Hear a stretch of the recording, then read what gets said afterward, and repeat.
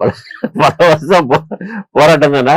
ஆமா, விலைவாசி என்பது இப்ப நமக்கு நட்பு நாடுகள்ங்கிற போது அவங்க ரேட்டை ஒரு மாதிரி கொடுக்குறாங்க. ஏற்கனவே நமக்கு நட்பு நாடு, நம்ம சுற்றி இருக்க நாடெல்லாம் நமக்கு நட்பு நாடாவே இல்லையா? பாகிஸ்தான் அந்த பக்கம் பர்மா, அந்த பக்கம் சிலோன், இந்த பக்கம் பங்களாதேஷ், எதுவுமே. ஆமா, எல்லாத்தையும் பகைச்சு வச்சிருக்கோம்.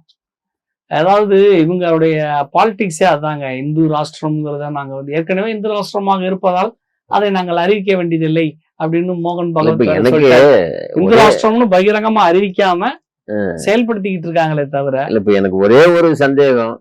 இப்போ ஒரு பக்கம் பார்த்தா கிறிஸ்டின் நாடா இருக்கு, ஒரு பக்கம் பார்த்தா இஸ்லாமிய நாடா இருக்கு. இயேசு வரமாட்டேக்காரு, அல்லாவும் வரமாட்டேக்காரு. பல வருஷமா சண்டை போட்டுக்கிட்டு இருக்காங்க. ஆமா, இங்கேயும் கிருஷ்ணரும் வரமாட்டேங்கிறாரு, ராமரும் வரமாட்டேங்கிறாரு. யாராவது எதையாவது சரி பண்ணுவாங்க, ஒரு தடவை வரமாட்டேங்காங்க.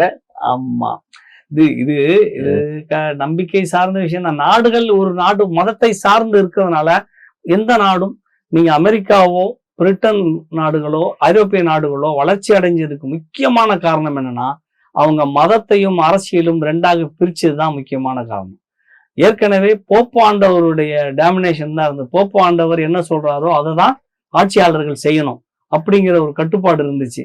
அது பைபிளை தாண்டி வேற எதுவும் புதுசா வேற எதையும் யோசிக்க கூடாதுங்கிறது தான் அந்த அரசுகள்.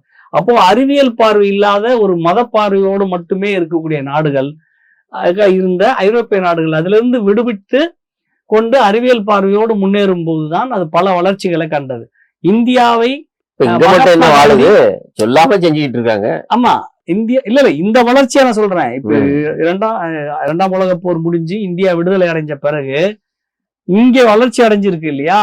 இந்த வளர்ச்சி இந்தியா மதசார்பற்ற நாடுன்னு ஒரு அறிவிச்சதுனாலதான் அறிவியல் கண்ணோட்டத்தோட பல விஷயங்கள் செய்யப்பட்டிருக்கு. அது நேரு காலத்துக்கு பிறகும் தொடர்ந்து இருக்கு. கடைஞ்ச மன்மோகன் சிங் காலம் வரைக்கும் அது தொடர்ந்துச்சு.